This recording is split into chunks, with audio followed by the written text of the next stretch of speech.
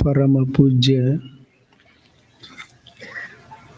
ಗುರುದೇವರನ್ನ ಎನ್ನ ಋಣ ಮಂದಿರದಲ್ಲಿ ಸ್ಮರಣೆ ಮಾಡುತ್ತಾ ಈ ಸುಂದರ ಸುಪ್ರಭಾತ ಸಮಯದಲ್ಲಿ ಆಧ್ಯಾತ್ಮಿಕ ಪ್ರವಚನದ ಕಾರ್ಯಕ್ರಮದಲ್ಲಿ ತಮ್ಮೆಲ್ಲರಿಗೂ ಮನಮುಟ್ಟುವಂತೆ ಹೃದಯಕ್ಕೆ ತಟ್ಟುವಂತೆ 13 ದಿನಗಳ ಕಾಲದವರೆಗೆ ಪ್ರವಚನದ ನುಡಿಗಳನ್ನು ಆಡುತ್ತಾ ತಮ್ಮೆಲ್ಲರ ಅಂತರಂಗದಲ್ಲಿ ಜ್ಞಾನದ ಬೆಳಕನ್ನು ಹರಡಿರುವಂತಹ ಪರಮ ಪೂಜ್ಯನೀಯರಾಗಿರತಕ್ಕಂಥ ಅಮೃತಾನಂದ ಮಹಾಸ್ವಾಮೀಜಿಯವರ ಪವಿತ್ರ ಅಡಿದಾವರೆಗಳಲ್ಲಿ ನಮಸ್ಕರಿಸುತ್ತಾ ಪ್ರವಚನ ಸೇವಾ ಸಮಿತಿಯ ಹಿರಿಯರಲ್ಲಿ ತಮ್ಮೆಲ್ಲರಲ್ಲಿ ಪ್ರಣಾಮಗಳು.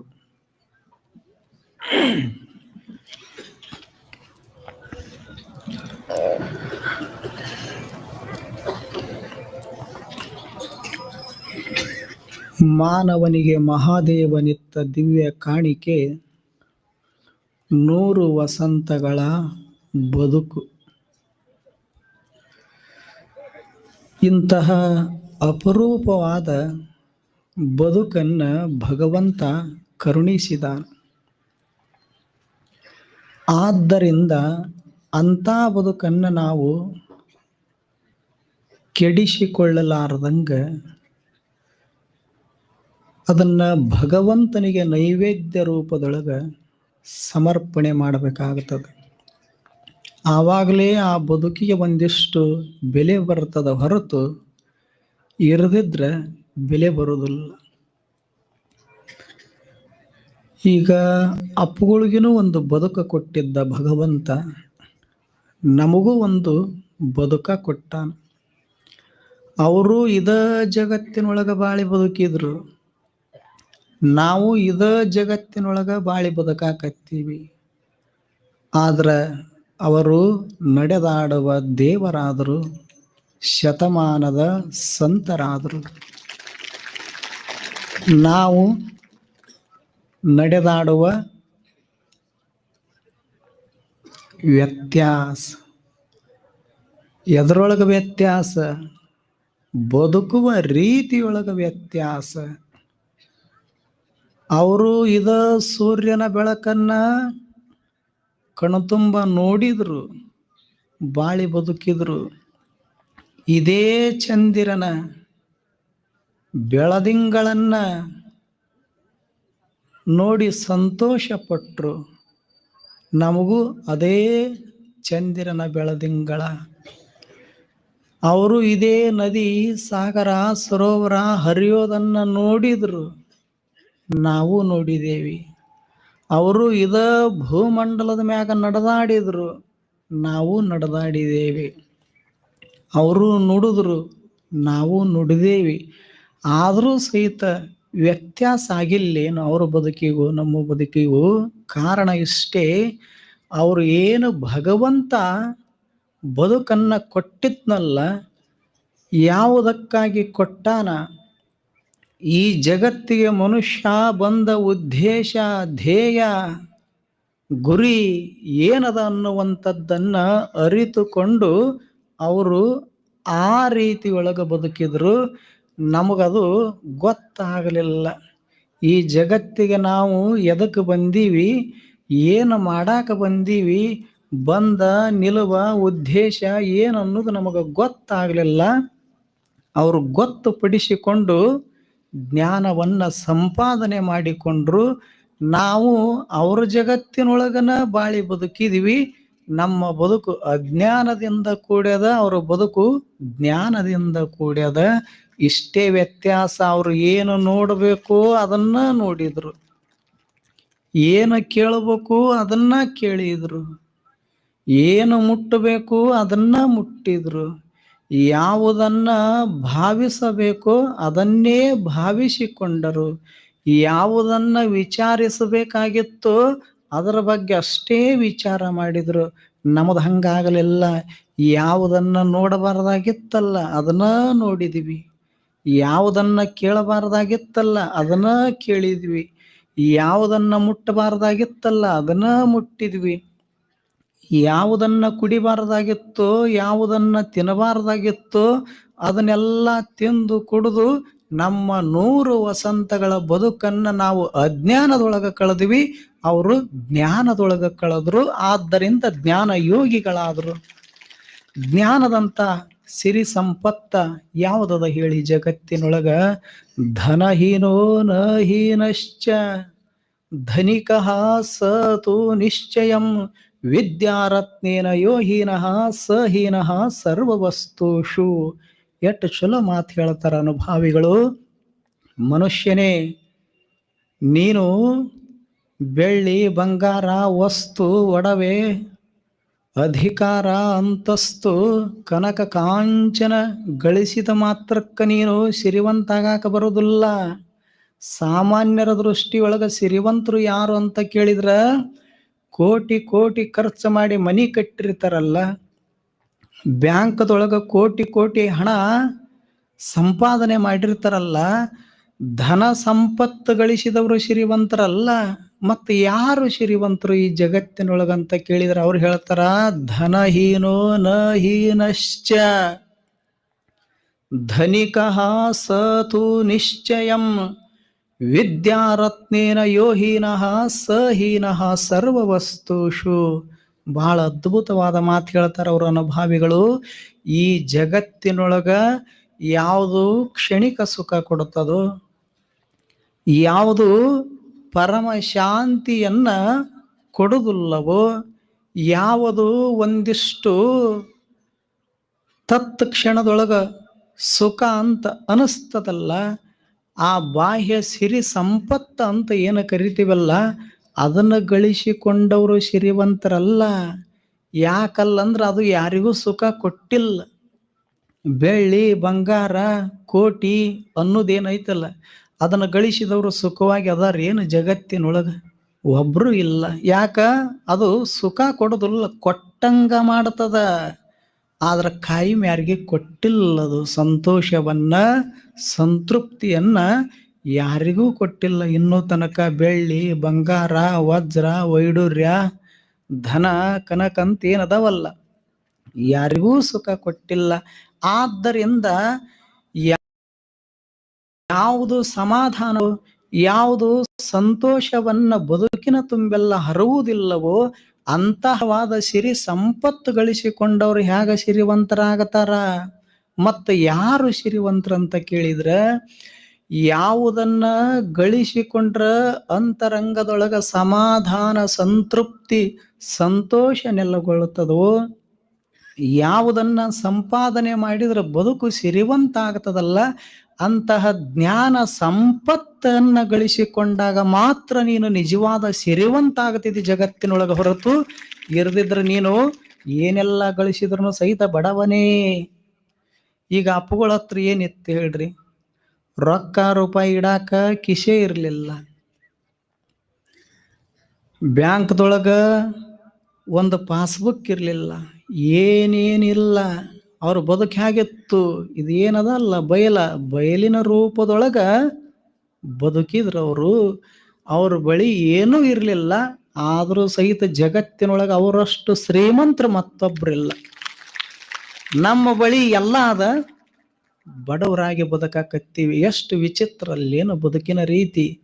ಆದ್ದರಿಂದ ಒಂದು ತಿಳ್ಕೋಬೇಕು ಮನುಷ್ಯ, ಬರೀ ಬಾಹ್ಯ ಸಿರಿ ಸಂಪತ್ತು ಗಳಿಸಿಕೊಂಡ್ರೆ ನೀನು ಸಿರಿವಂತ ಆಗೋದಿಲ್ಲ. ಯಾವುದಕ್ಕ ನಾಶ ಇಲ್ಲವೋ, ಯಾವುದು ಕ್ಷಯ ಆಗೋದಿಲ್ಲವೋ, ಯಾವುದು ಎಂದೆಂದಿಗೂ ಸವೆಯುವುದಿಲ್ಲವೋ ಅಂತಹ ಪರಮ ಸತ್ಯದ ಜ್ಞಾನವನ್ನು ಗಳಿಸಿಕೊಂಡಾಗ ಮಾತ್ರ ನೀನು ಸಿರಿವಂತ ಆಗಾಕ ಬರ್ತದ. ಹೊರತು ನೀ 100 ವರ್ಷ ಅಜ್ಞಾನದೊಳಗೆ ಬದುಕಿದ್ರು ಸಹಿತ ನೀನು ಬಡವಾಗ್ತಿದ್ದಿ, ಹೊರತು ಎಂದು ಸಿರಿವಂತ ಆಗೋದಿಲ್ಲ. ಅದಕ್ಕೆ ಅಲ್ಲಮರು ಹೇಳುತ್ತಾರೆ, the land is not yours, the gold is not yours, the mistress is not yours, all that is the order of the world. ಎಷ್ಟು ಚಲೋ ಮಾತು ಹೇಳ್ತಾರ. ಭೂಮಿ ನಿನ್ನದಲ್ಲ, ಹೇಮ ನಿನ್ನದಲ್ಲ, ಕಾಮಿತ ನಿನ್ನದಲ್ಲ, ನಿನ್ನೊಡವೆ ಎಂಬುದು ಜ್ಞಾನದ ರತ್ನ. ಅಂತಪ್ಪ ದಿವ್ಯ ರತ್ನವ ಕೆಡಗೊಡದೆ ನೀನು ಅಲಂಕರಿಸಿದೆಯಾದಡೆ, ನಿನ್ನಿಂದ ಬಿಟ್ಟು ಗುಹೇಶ್ವರ ಲಿಂಗದಲ್ಲಿ ಸಿರಿವಂತರಾರು ಇಲ್ಲ ಕೇಳ ಎಲೆ ಮನಬೆ ಅಂತ ಅಲ್ಲಮ ಪ್ರಭುದೇವರು ಹೇಳಿಲ್ಲೇನು? ಆ ವಚನಕ್ಕ ನಿದರ್ಶನ ಯಾರು ಅಂತ ಕೇಳಿದ್ರ ಅಪ್ಪುಗಳು, ಜ್ಞಾನ ಯೋಗಿಗಳು. ಅವರು ಈ ಜಗತ್ತಿಗೆ ಭೂಮಿಗಾಗಿ ಬರಲಿಲ್ಲ, ಸೀಮೆಗಾಗಿ ಬರಲಿಲ್ಲ, ಕನಕ ಕಾಂಚನಕ್ಕಾಗಿ ಬರಲಿಲ್ಲ, ಮತ್ತು ಯಾವುದಕ್ಕಾಗಿ ಬಂದ್ರು ಅಂತ ಕೇಳಿದ್ರೆ ಅವ್ರಿಗೆ ಗೊತ್ತಿತ್ತು, ಈ ಒಡವೆಗಳು ಏನು ಧರಿಸಿಕೊಳ್ತೀವಲ್ಲ ಕಿವಿಯೊಳಗ ಕೊರಳಾಗ, ಇವು ಯಾರಿಗೂ ಸುಖ ಕೊಟ್ಟಿಲ್ಲ, ಹೊಡೆದಾಡಕ್ಕೆ ಹಚ್ಚೋದು ಬಿಟ್ಟಿಲ್ಲ. ಅದಕ್ಕೆ ಇವನ ನಾನು ಅಲಂಕರಿಸೋದು ಬ್ಯಾಡ ಅಂತ ತಿಳ್ಕೊಂಡು ಭೂಮಿ, ಸೀಮೆ, ಕನಕ, ಕಾಂಚನ ಇವು ನನ್ನ ಒಡವೆಗಳಲ್ಲ. ನನ್ನ ಒಡವೆ ಯಾವುದಂತ ಕೇಳಿದ್ರೆ ಜ್ಞಾನ ರತ್ನ ಅಂತ ತಿಳ್ಕೊಂಡು ಅದನ್ನೇ ಅಲಂಕರಿಸಿಕೊಂಡು 82 ವಸಂತಗಳ ಕಾಲದವರೆಗೆ ಬಾಳಿ ಬದುಕಿದ್ರು.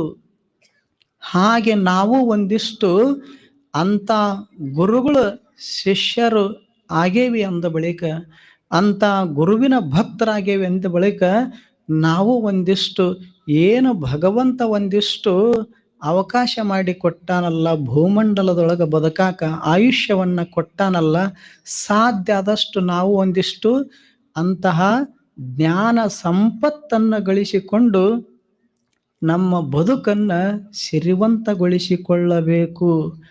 ಒಬ್ಬ ಹಾದಿ ಹಿಡ್ಕೊಂಡು ಹೊರಟಿದ್ದ.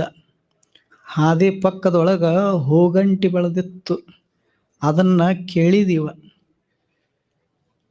ಹೂಗಂಟಿಗೆ ಕೇಳಿದ ಮನುಷ್ಯ, ನಿನ್ನ ಬದುಕಿನ ಉದ್ದೇಶ ಏನು, ನಿನ್ನ ಬದುಕಿನ ಸಾರ್ಥಕತೆ ಏನು ಅಂತ ಹೂಗಂಟಿಯನ್ನ ಮನುಷ್ಯ ಕೇಳಿದ. ಅದು ಹೂಗಂಟಿ ಹೇಳಿತು, ನನ್ನ ಬದುಕಿನ ಉದ್ದೇಶ, ನನ್ನ ಬದುಕಿನ ಸಾರ್ಥಕತೆ ಯಾವುದು ಅಂತ ನಿಂದ ಪ್ರಶ್ನೆ ಅದಲ್ಲ. ಅದಕ್ಕೆ ನಂದು ಉತ್ತರ ಹಿಂಗದ ಅಲ್ಲ. ನನ್ನ ಬದುಕಿನ ಉದ್ದೇಶ 2 ಹೂಗಳನ್ನು ಅರಳಿಸೋದು. ನನ್ನ ಬದುಕಿನ ಸಾರ್ಥಕತೆ ಇರೋ ತಕ ಒಂದಿಷ್ಟು ನಿಮ್ಮಂಥವ್ರು ಏನು ಬಂದಿರ್ತೀರಲ್ಲ, ನನ್ನ ಸುತ್ತಮುತ್ತ ಬಂದವರೆಲ್ಲರಿಗೂ ಸುವಾಸವನ್ನು ಹರಡೋದು, 2 ಹೂಗಳನ್ನು ಬಿಡೋದು, ಜಗತ್ತಿನ ತುಂಬೆಲ್ಲ ಸುವಾಸವನ್ನು ಹರವೋದು. ಇದೇ ನನ್ನ ಬದುಕಿನ ಸಾರ್ಥಕತೆ, ಇದೇ ನನ್ನ ಬದುಕಿನ ಉದ್ದೇಶ. ಹೂಗಂಟಿಗೆ ಗೊತ್ತದ. ಆ ಹೂಗಂಟಿಯನ್ನ ಹಚ್ಚಿದ ಮನುಷ್ಯಾಗ ಗೊತ್ತಿಲ್ಲ ಅಂದ್ರೆ ತಗೊಂಡೇನು ಮಾಡೋದದ? 8 ವರ್ಷ ಬದುಕಿದ್ರೆ ಏನು ಪ್ರಯೋಜನ? ಅದಕ್ಕೆ ಅಪ್ಪುಗಳು ಇರೋ ತಕ ಏನು ಮಾಡಿದ್ರು? ಜ್ಞಾನದ ಸುವಾಸವನ್ನ ಹರವಿದ್ರು.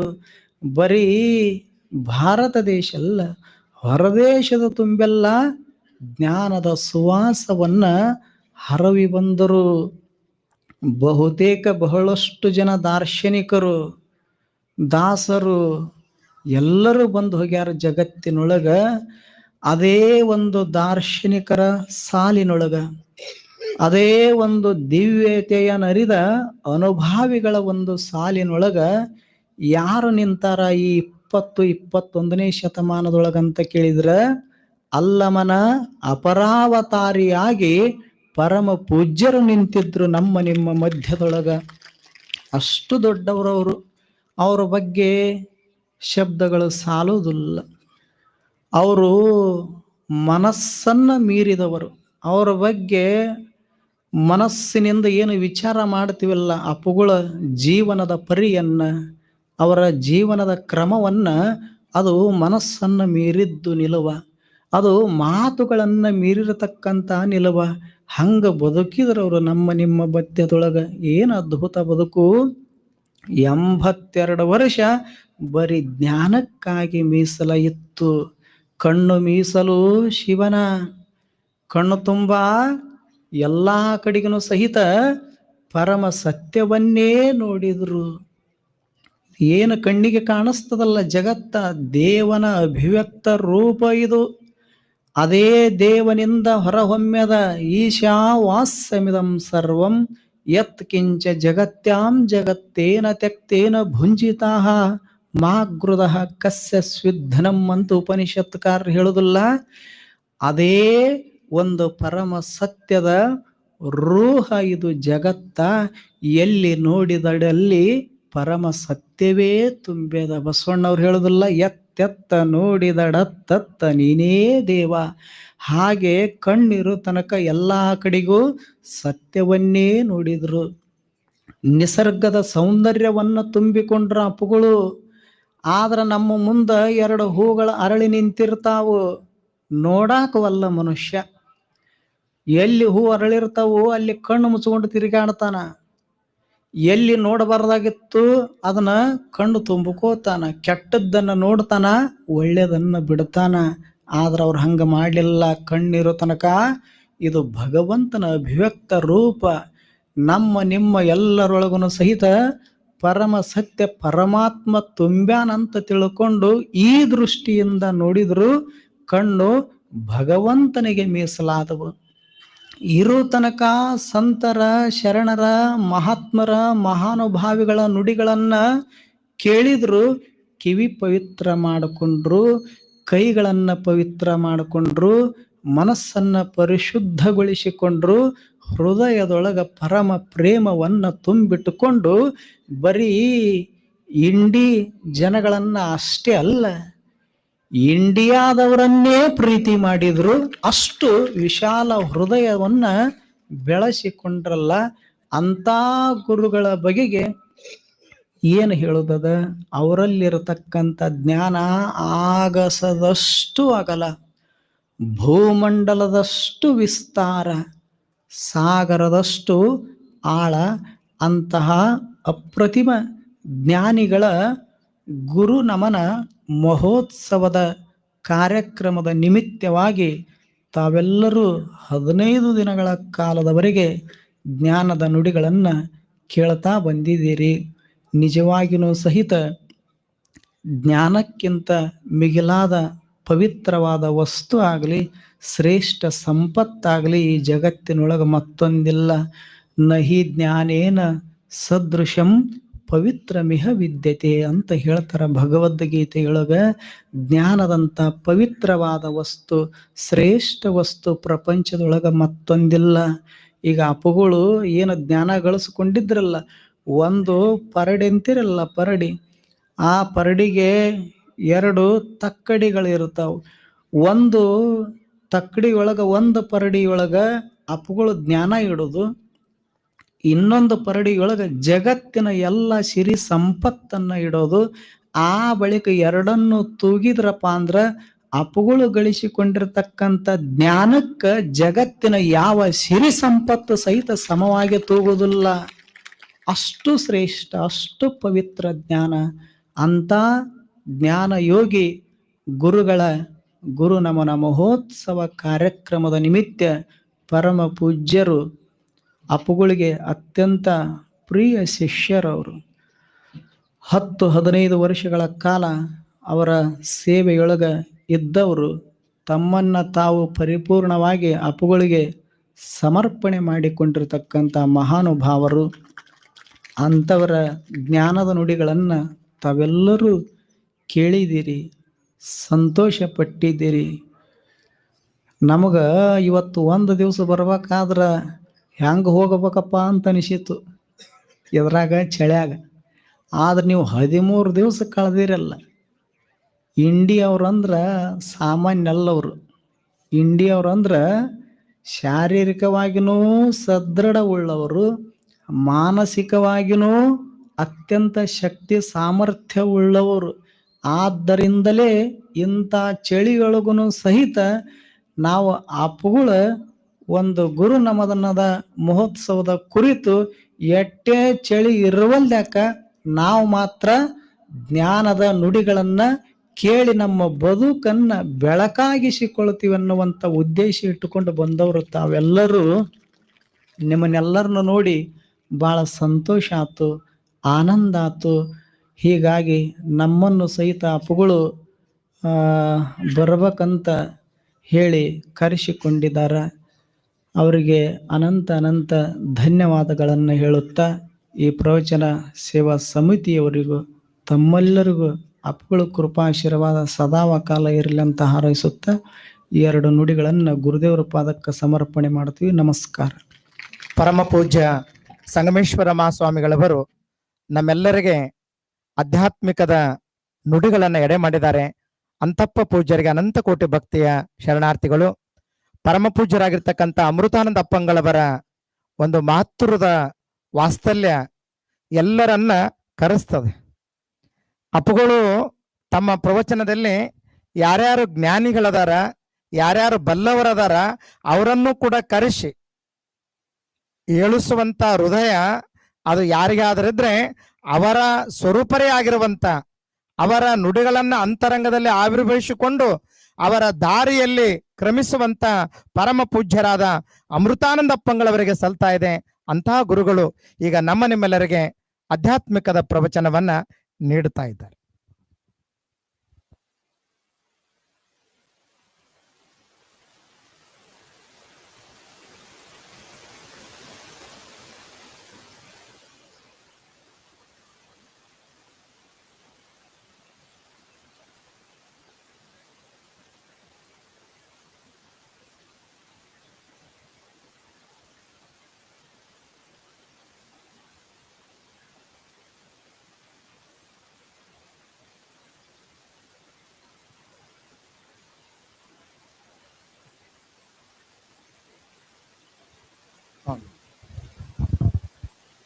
ಅಪ್ಪಗಳವರ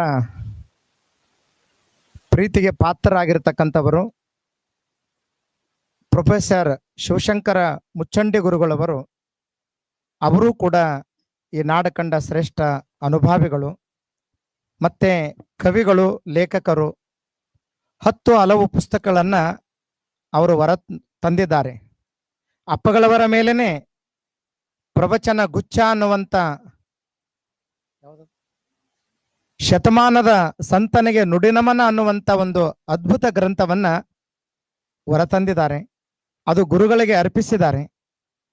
ಅವರು ಜೀರಂಕಲಿ ಒಳಗ ಸಣ್ಣ ಹಳ್ಳಿ ಅದ, ಸುಮಾರು 4 ರಿಂದ 5 ಸಾವಿರ ಜನ ಅದನ್ನು ಚಳಿ ಇತ್ತವಾಗ. 4 ರಿಂದ 5 ಸಾವಿರ ಜನ ಸಣ್ಣ ಹಳ್ಳಿ ಒಳಗೆ ಮನ್ಯಾಗ ಯಾರು ಇರ್ತಿಲ್ಲ. ಅವ್ರ ಊರಾಗ ಎಷ್ಟು ಜನ ಅದಾರಲ್ಲ ಒಬ್ಬರು ಮನ್ಯಾಗ ಇರ್ಲಾರ್ದಂಗ ಆ ಕಾರ್ಯಕ್ರಮದಲ್ಲಿ ಅವ್ರು ಪಾಲ್ಗೊಳ್ತಿದ್ರು. ಅಂತಹ ಕಾರ್ಯಕ್ರಮವನ್ನ ಆಯೋಜನೆಯನ್ನ ಮಾಡಿರ್ತಕ್ಕಂಥ ಕೀರ್ತಿ ಎಲ್ಲ ಯುವಕರನ್ನ ಕಟ್ಟಿಕೊಂಡು ಮುಂದಾಳವಾಗಿ ಕಾರ್ಯಕ್ರಮವನ್ನು ಮಾಡಿರ್ತಕ್ಕಂಥ ಕೀರ್ತಿ ಅದು ನಮ್ಮ ಶಿವಶಂಕರ್ ಪ್ರೊಫೆಸರ್ ಶಿವಶಂಕರ ಮುಚ್ಚಂಡಿ ಗುರುಗಳು ಸಲ್ತಾ ಇದೆ. ಅವರು 1-2 ಮಾತುಗಳನ್ನ ಆಡಬೇಕಂತ ಅಪ್ಪುಗಳು ಆದೇಶ ಮಾಡಿದ್ದಾರೆ. ಅವರು ತಮ್ಮ ನುಡಿಗಳನ್ನ ಅಭಿವ್ಯಕ್ತಪಡಿಸ್ಬೇಕಂತ ಅವರಲ್ಲಿ ಸವಿನಯ ಪ್ರಾರ್ಥನೆ.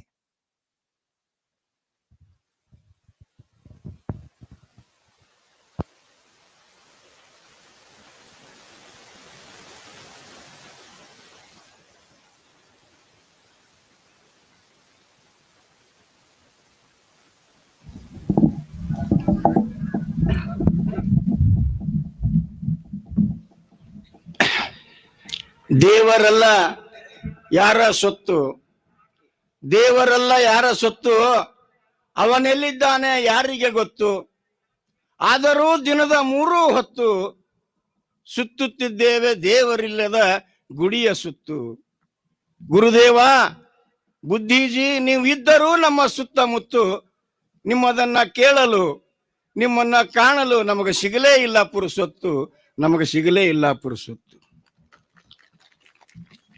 ನಡೆದಾಡುವ ದೇವರು ಪೂಜ್ಯ ಸಿದ್ದೇಶ್ವರ ಅಪ್ಪಂಗಳವರ ಚರಣಾರವಿಂದಗಳಿಗೆ ಹಣೆಮಣಿದು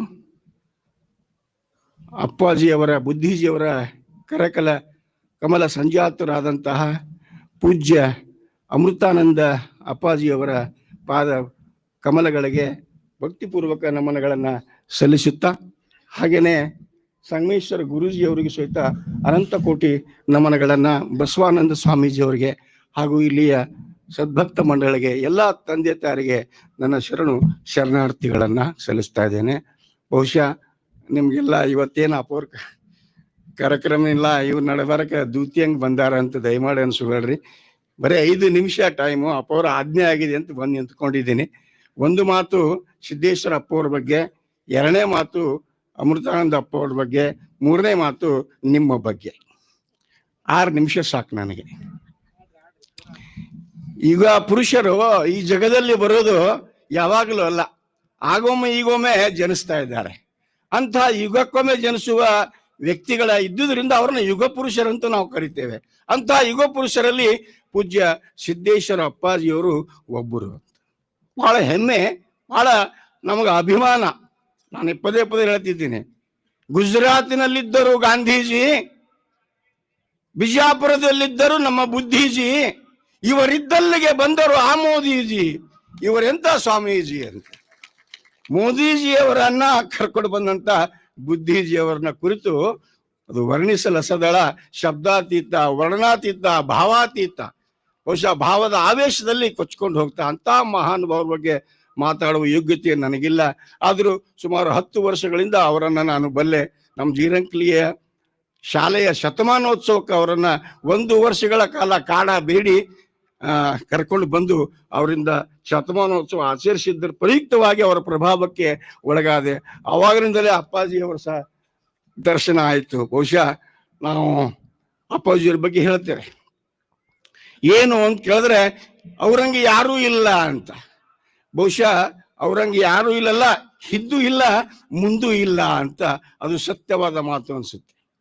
ಅವರ ಬದುಕಿನ ರೀತಿ ನೋಡಿದ್ರೆ, ಅವರ ಬದುಕಿನ ನೀತಿ ನೋಡಿದ್ರೆ ಬಹುಶಃ ಈ ಜಗತ್ತಿನಲ್ಲಿ ಹಿಂದೆ ಯಾರು ಬದುಕಿದಾರೋ ಇಲ್ಲೋ ನಮ್ಗೆ ಗೊತ್ತಿಲ್ಲ ಅನ್ಸುತ್ತೆ.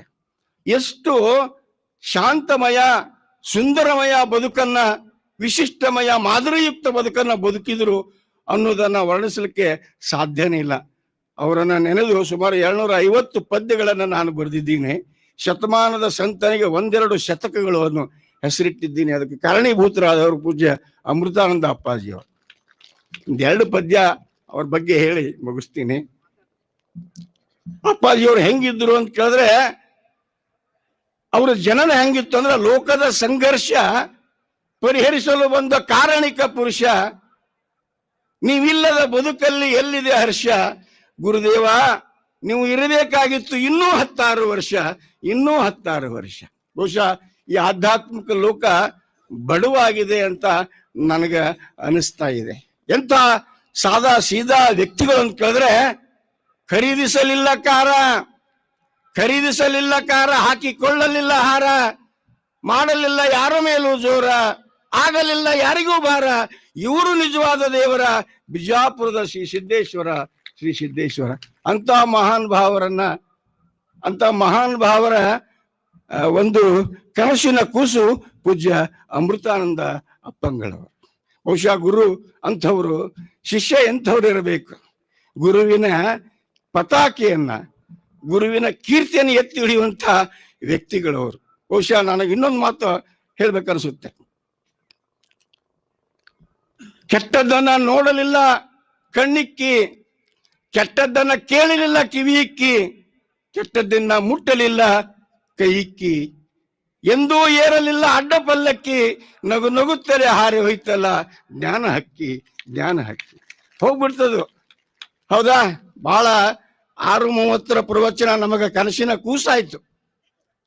ಬಹುಶಃ ಬಾನಂಗಳದ ಸೂರ್ಯ, ಆಧ್ಯಾತ್ಮಿಕ ಲೋಕದ ಸೂರ್ಯ ಆಗಿದ್ದು ಅಪ್ಪಾಜಿಯವರು, ಬುದ್ಧಿಜಿಯವರು. ನನಗನಿಸ್ತು ಬಾನಂಗಳದ ಸೂರ್ಯ ಮುಗಿಸಿ ಹೋದ ತನ್ನ ಕಾರ್ಯ, ಕತ್ತಲೆ ಇನ್ನೂ ಅನಿವಾರ್ಯ, ಯಾರು ಬಿಡುವರು, ಯಾರು ಮಾಡುವರು ಬೆಳಕು ಬೀರುವ ಧೈರ್ಯ, ಯಾರಿಗಿದೆ ಆ ಶೌರ್ಯ ಅನ್ನುವ ಚಿಂತನೆಯಲ್ಲಿ ತೊಡಗಿದಾಗ ಆ ಆಧ್ಯಾತ್ಮಿಕ ಲೋಕದ ಧ್ರುವತಾರಿಯಾಗಿ ಕರಗಿದ ಕತ್ತಲೆಯನ್ನ ಕರಗಿಸುವ ಸಲುವಾಗಿ ಮೂಡಿ ಬಂದವರು ಪೂಜ್ಯ ಅಮೃತಾನಂದ ಅಪ್ಪಾಜಿಯವರು. ಬಹುಶಃ ಅವರನ್ನು ನಾನು ಬಾಲ ರವಿ ಅಂತ ಕರಿತಿದ್ದೀನಿ. ಅಪ್ಪ ಅವರು ಏನ್ ಕೆಲಸ ಬಿಟ್ಟಾರೆ ಆ ಕೆಲಸವನ್ನ ಮುಂದುವರಿಸ್ಕೊಂಡು ಹೋಗೋ ಜವಾಬ್ದಾರಿ ಅಪ್ಪಾಜಿಯವರ ಮೇಲೆ, ಹೆಗಲ ಮೇಲೆ ಹೊರಿಸಿದ್ದಾರೆ. ಇವರು ನಿಜವಾದ ಶಿಷ್ಯರು. ಗುರುವನ್ನ ಮೀರಿಸುವಂತವರು ನಿಜವಾದ ಶಿಷ್ಯರು. ಒಂದು ಅರ್ಥದಲ್ಲಿ ಆ ಅಪ್ಪಾಜಿಯವರನ್ನ ನಾನು ಇವರಲ್ಲಿ ಕಾಣ್ತಾ ಇದ್ದೇನೆ. ಅದಕ್ಕೆ ಹೇಳ್ತಿದ್ದೀನಿ, ಕಾಯ ಅಮೃತಾನಂದ ಅಪ್ಪಾಜಿಯವರದು, ಕಾಯಕ ಸಿದ್ದೇಶ್ವರ ಅಪ್ಪಾಜಿಯವರು. ಕಾಯ ಶರೀರ ಅಮೃತಾನಂದ ಅಪ್ಪಾಜಿಯವರು, ಅದ್ರ ಕಾಯಕ ಕೆಲಸ ಸಿದ್ದೇಶ್ವರ ಅಪ್ಪಾಜಿಯವರು. ಅದಕ್ಕೆ ಹೇಳ್ತೀನಿ, ಇವರೆಲ್ಲ ಬರೀ ಜೀವಾತ್ಮ, ಇವರೆಲ್ಲ ಬರೀ ಜೀವಾತ್ಮ, ಇವರೊಳಗಿದ್ದಾನೆ ಒಬ್ಬ ಪರಮಾತ್ಮ, ಅದು ಮಹಾತ್ಮ. ಅದಕ್ಕಿಲ್ಲ ಯಾವುದೇ ತಾದಾತ್ಮ, ಹೋಲಿಕೆ ಮಾಡುವಂಗಿಲ್ಲ ಅಪ್ಪಾಜಿಯವರು. ಸಾಮಾನ್ಯವಾಗಿ ಅವರು ಸಂತರು ಅಂತ ಹೇಳಿದ್ರು ಅಪ್ಪಾಜಿಯವರನ್ನ, ಬುದ್ಧಿಜಿಯವರನ್ನ. ಹಾಗೆ ನಾನು ಅಮೃತಾನಂದ ಅಪ್ಪಾಜಿಯವರನ್ನು ಸಹಿತ ಅದೇ ಸಾಲಿಗೆ ಸೇರಿಸ್ತೀನಿ. ಯಾಕಂತ ಕೇಳಿದ್ರೆ ಅವರಲ್ಲಿ ಇವರಲ್ಲಿ ನಾನು ವ್ಯತ್ಯಾಸವನ್ನೇ ಕಾಣ್ತಾ ಇಲ್ಲ. ಅವರ ನುಡಿ, ಅವರ ನಡೆ ಎಲ್ಲದರ ಪಡಿಯಚ್ಚು ಪೂಜ್ಯ ಅಮೃತಾನಂದ ಅಪ್ಪಾಜಿಯವರು. ಅದಕ್ಕೆ ಹೇಳ್ತೀನಿ, ಇವರು ಬರೀ ಸಂತರಲ್ಲ, ಭಗವಂತ ಸ್ವರೂಪಿಗಳು. ಇವರೆಲ್ಲ ಸಂತ, ಇವರಲ್ಲಿದ್ದಾನೊಬ್ಬ ಭಗವಂತ, ಅವನ ಕೀರ್ತಿ ದಿಗಂತ ಅಂತ ಮಹಾನ್ ಭಾವರ ಒಂದು ಪ್ರವಚನ ಕಾರ್ಯಕ್ರಮ ಇಲ್ಲಿ ನಡೆದಿದೆ. ಬಹಳ ಖುಷಿ ಆಯ್ತು ನನಗೆ. ಬಹುಶಃ ಅಪ್ಪಾಜಿಯವರಿಗೆ ನಾನು ಫೋನ್ ಮಾಡಿದೆ, ನಮ್ಮ ಜೀರಂಕ್ಲಿ ಬಹಳ ದೂರ ಇದೆ, 36 ಕಿಲೋಮೀಟರ್, ಅಲ್ಲಿಂದ ಬರೋದು ತೊಂದರೆ ಆಗುತ್ತೆ ಅಂದಾಗ ನಾನು ಇವತ್ತು ಮುಂಜಾನೆ 6:30 ಇದ್ರೆ ನಾನು ಎದ್ದುದು 3:30. ನನ್ನ ಊರು ಇಲ್ಲಿಂದ 36 ಕಿಲೋಮೀಟರ್ ಊರ, ಅಲ್ಲಿಂದ ಬಂದೆ. ಬಹುಶಃ ಬಹಳ ಪಾವನಮಯ ಅನಿಸ್ತು. ನಿಮ್ಮೆಲ್ಲ ಇಂಡಿ ಜನ ನೋಡಿದ ತಕ್ಷಣ ಅಂತೂ ನನಗೆ ಬಹಳ ಖುಷಿ ಆಯ್ತು. ಹೌದಾ, ಇದ್ರ ಹೆಸರು ಇಂಡಿ, ಇಲ್ಲಿ ಐತ್ರಿ ಬಹಳ ಥಂಡಿ. ಇವ್ರ ಹೆಸರು ಇಂಡಿ, ಇಲ್ಲಿ ಐತ್ರಿ ಬಹಳ ಥಂಡಿ. ಆದ್ರೂ ಒಣಗ್ಯಾವ ನಮ್ಮ ಸೊಂಡಿ, ಆದ್ರೂ ಎಳಿತಿರಲ್ಲ ಆಧ್ಯಾತ್ಮದ ಬಂಡಿ. ನೋಡ್ದಂಗ ಆಯ್ತು ನನಗೆ ಪಂಡ್ರಾಪುರ ವಿಠೋಬನ ದಿಂಡಿ ಅಂತ. ಬಹುಶಃ ಬಹಳ ನೀವು ಸುಕೃತವಂತರು, ಪುಣ್ಯಾತ್ಮರು ಅಂತ. ಅದಕ್ಕೆ ನಾನು ಬಂದ್ರೂಪಲ್ಲಿ ಹೇಳಿದೆ, ಇಲ್ಲಿ ಬಹಳ ಚಳಿ, ಆದ್ರೂ ಕಡಿಮೆ ಆಗಿಲ್ಲ ನಿಮ್ಮ ಮುಖದ ಮ್ಯಾಗಿನ ಕಳಿ. ಬಹಳ ಚಳಿ ಆದ್ರೂ ಕಡಿಮೆ ಆಗಿಲ್ಲ ನಿಮ್ಮ ಮುಖದ ಮ್ಯಾಗಿನ ಕಳಿ. ಯಾಕಂದ್ರ ಗುರುಗಳು ಅದಾರಲ್ಲ ನಮ್ಮ ಬಳಿ, ಗುರುಗಳು ಅದಾರ ನಮ್ಮ ಬೆಳಿ. ದಿನ ಬೆಳೆಯಕತ್ತಾದ ಆಧ್ಯಾತ್ಮದ ಬೆಳಿ, ಆಧ್ಯಾತ್ಮದ ಬೆಳಿ. ಪೂಜ್ಯರೇ, ಬಹುಶಃ ಬಹಳ ವೇಳೆ ಅಭಾವ. ನೀವೆಲ್ಲ ತುಪ್ಪ ತಿನ್ಬೇಕಂತ ಬಂದಿರಿ, ನಾವೆಲ್ಲ ಹಾಲ. ಹೌದಾ, ಅದ್ರ ಮ್ಯಾಗ ಆಸೆ ಇದೆ, ಅದಕ್ಕೆ ನಾ ಬಂದು ತರೋದಿಲ್ಲ. ಅದಕ್ಕೆ ಕೊನೆಯದಾಗಿ ಒಂದು ಮಾತನ್ನ ಹೇಳಿ ನನ್ನ ಮಾತನ್ನ ಮುಗಿಸ್ತಾ ಇದ್ದೇನೆ. ಹೌದಾ, ಕಾಯ ಉಂಟು ದಾಹವಿಲ್ಲ, ಕಾಯ ಉಂಟು ದಾಹವಿಲ್ಲ, ಮನ ಉಂಟು ಮೋಹವಿಲ್ಲ, ಭವ ಉಂಟು ಭವಿಯಲ್ಲ, ಜಗದ ನಂಟುಂಟು ಅದರ ಅಂಟು ಇಲ್ಲ, ಅದರ ಅಂಟು ಇಲ್ಲ. ಪೂಜ್ಯರೇ, ನನ್ನನ್ನ ಸಹಿಸಿಕೊಳ್ಳೋದಕ್ಕೆ ಬಹುಶಃ ಅಪ್ಪಾಜಿಯವರ ಹೊಗಳಿಕೆ ಸಲ್ಲದು. ಆದ್ರೆ ನಂಬಿ ನೆಚ್ಚಿ ಕರೆದರೆ ಓ ಎನ್ನನೇ ಶಿವರೇ ಎಂಬ ಅಪ್ಪವರನ್ನ ನಂಬಿ ಅಪ್ಪರನ್ನೇ ನೆಚ್ಚಿ ಕರೆದ್ರೆ ಅವ್ರು ಓ ಅಂತಾರ, ಹೊಗಳಿಕೆ ಸಲ್ಲದು. ಆದ್ರೆ ಹೊಗಳದಿದ್ರೆ ನಮಗೂ ತಾಳಕ್ಕಾಗಂಗಿಲ್ಲ. ಯಾಕಂದ್ರೆ ಸತ್ಯ ಇದ್ದುದನ್ನ ಸತ್ಯ ಅನ್ಲಾರ್ದೆ ಕುತ್ರ ಅದು ಸುಳ್ಳಿನಕಿಂತ ಹೆಚ್ಚು ಪ್ರಮಾದ ಪೂರಿತವಾದಂಥದ್ದಂತ. ಬಹುಶಃ ಅವ್ರ ಆಶೀರ್ವಾದ. ಅದಕ್ಕೆ ಹೇಳ್ತೀನಿ, ಅವರ ಯಾಕೆ ಹೋಗ್ಬೇಕ್ರಿ ಕಾಶಿಗೆ, ಯಾಕೆ ಹೋಗ್ಬೇಕು ವಾರಣಾಸಿಗೆ? ನಮ್ಮೆಲ್ಲ ರೋಗ ವಾಸಿ ಆಗ್ಬೇಕಾದ್ರೆ ಹೋಗ್ರಿ ಇಂಥ ಈಶ ಸ್ವರೂಪಿಗಳ ಹತ್ರ ಅಂತ. ಅವರಿಗೆ ಹೊಗಳಿಕೆ ಸಲ್ಲದು. ಆದ್ರೂ ನಮಗೆ ಹೊಗಳದೆ ಇರದೆ ನಮಗೆ ತಡ್ಕೊಳಕ್ ಆಗೋಂಗಿಲ್ಲ. ಹೌದಾ, ಅದಕ್ಕೆ ಬಹುಶಃ ಮಾತಿಗೆ ಬದ್ಧ, ಬಹುಶಃ ಜಗತ್ತಿನ ಬುದ್ಧ ಅಂತ ಬುದ್ಧ ಸ್ವರೂಪಿಗಳು, ಶಾಂತ ಸ್ವರೂಪಿಗಳು. ಬಹುಶಃ ಅವರು ಶೂನ್ಯ ನಾವೇ, ಶೂನ್ಯ ನಾವೇ, ರಾಗನೂ ಇಲ್ಲ ವಿರಾಗನೂ ಇಲ್ಲ. ಹೌದಾ, ಆದರೆ ಭಕ್ತಿಯ ಅನುರಾಗ ಹಂಚಿಕೊಂಡವರು, ಭಕ್ತಿಯ ಅನುರಾಗ ಹಂಚಿಕೊಂಡವರು. ಅವರ ಭಾವ ವೀತ ರಾಗ ಅಂತ ನಾನು ಹೇಳಕ್ ಇಚ್ಛಪಡ್ತೀನಿ. ನನಗೆ ಮಾತನಾಡಲಿಕ್ಕೆ 2 ನಿಮಿಷ ಅವಕಾಶ ಕೊಟ್ಟಿದ್ದಕ್ಕಾಗಿ ನಾನು ಈ ಅಪ್ಪಾಜಿಯವರಿಗೆ ಹಣೆ ಮಾಡಿದ್ದು. ತಮಗೂ ಭಕ್ತಿಪೂರ್ವಕ ನಮನಗಳನ್ನು ಸಲ್ಲಿಸಿ, ಆಗ ಈ ಮಂಡಳಿಗೆ ಸಹಿತ ನಾನು ಭಕ್ತಿಪೂರ್ವಕ ನಮನಗಳನ್ನು ಸಲ್ಲಿಸ್ತೇನೆ. ಯಾಕಂತ ಕೇಳಿದ್ರೆ ಕಾರ್ಯಕ್ರಮ ಆಯೋಜನೆ ಮಾಡೋದು ಬಹಳ ಕಷ್ಟ. ನಾನು 10 ದಿವಸ ಮಾಡಿದ್ದೀನಿ. ಬಹುಶಃ ಅದು ಗೋಲ್ಡನ ಗುರುತ. ಹೌದಾ, ಹಾಗಾಗಿ ಈ ಕಾರ್ಯಕ್ರಮದ ಹಿಂದೆ ಒಬ್ಬರು ಅದಾರ, ಈ ಕಾರ್ಯಕ್ರಮದ ಹಿಂದೆ ಒಬ್ಬರು ಅದಾರ. ಈ ಕಾರ್ಯಕ್ರಮಕ್ಕೆ ಅವರೇ ಆಧಾರ, ಅಲ್ಲೆಲ್ಲ ಸೂತ್ರಧಾರ, ಅವರೇ ನಮ್ಮ ಬಸವಲಿಂಗ ಸ್ವಾಮೀಜಿ ಅವರು ಅದಾರ. ಧನ್ಯವಾದಗಳು. ಹೃದಯವನ್ನ ನಗೆಗಡಲಿನಲ್ಲೇ ತೇಲಿಸಿ ಗುರುದೇವರ ಮತ್ತು ತಮ್ಮೆಲ್ಲರ ಒಂದು ಪ್ರಾಸ ಪದಗಳ ಮುಖಾಂತರವಾಗಿ ನಮಗೆ ಆನಂದ ಪಡಿಸಿರ್ತಕ್ಕಂಥ ಶಿವಶಂಕರ ಗುರುಗಳಿಗೆ ಮತ್ತೊಮ್ಮೆ ಜೋರಾದ ಚಪ್ಪಾಳೆನ ತಟ್ಟಿ ಅಭಿವಂದಿಸೋಣ. ಈಗ ಅಪ್ಪಗಳವರ ನುಡಿಗಳು.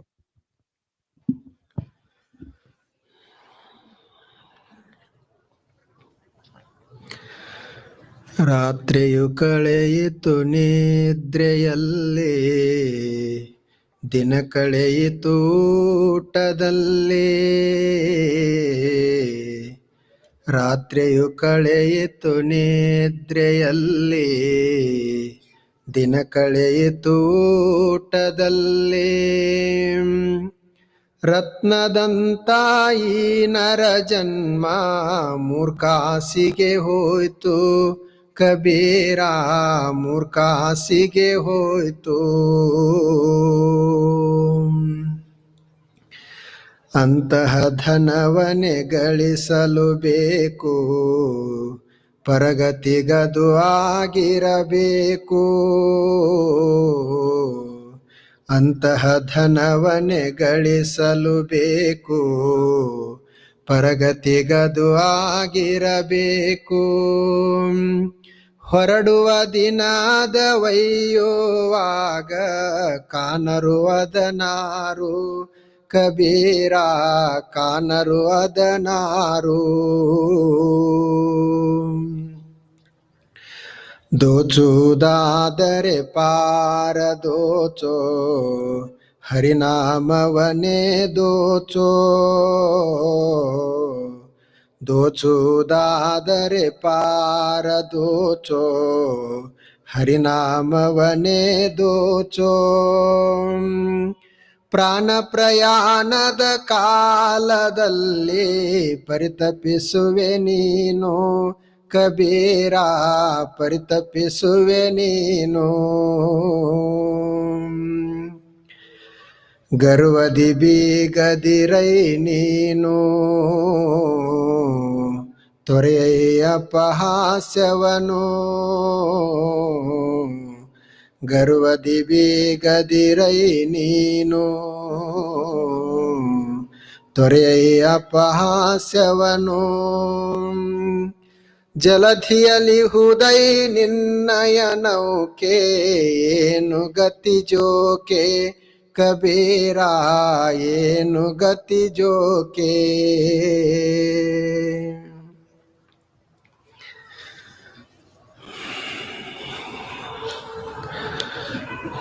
ಪೂಜ್ಯರಿಗೆ ಮತ್ತು ತಮಗೆಲ್ಲರಿಗೂ ನಮಸ್ಕಾರಗಳು.